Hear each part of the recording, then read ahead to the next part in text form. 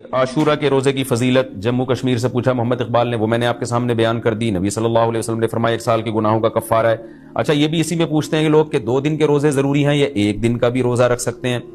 تو بعض علماء کی رائے یہ کہ اس زمانے میں 1 روزہ بھی جائز ہے، کیونکہ نبی صلی اللہ علیہ وسلم نے یہودیوں کی مشابہت کی وجہ سے حکم دیا تھا کہ 2 ملاؤ۔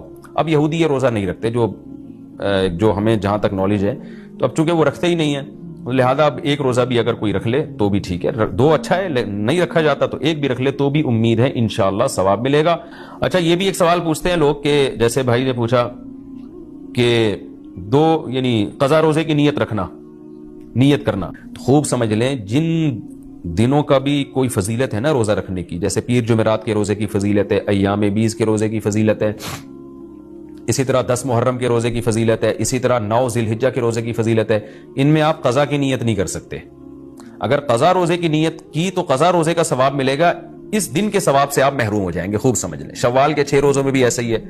خواتین کیا کرتی ہیں، مینسز کی وجہ سے جو رمضان کے روزے چھوٹ گئے، انہوں نے کہا چلو شوال کے 6 روزے کی نیت بھی کر لو اور رمضان کے قضا روزے کی نیت بھی کر لو، تو گریوی میں دونوں کام ہو جائیں گے۔ تو ایسا نہیں ہے، ایک ہی ہوگا، یا تو قضا رکھیں یا نفل۔ اگر قضا روزے رکھے تو پھر وہ نفل کا ثواب نہیں ملے گا، نفل رکھے تو قضا کا ثواب نہیں ملے گا۔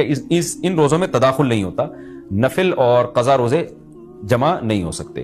تو اس لیے عاشورہ کے دن عاشورہ کی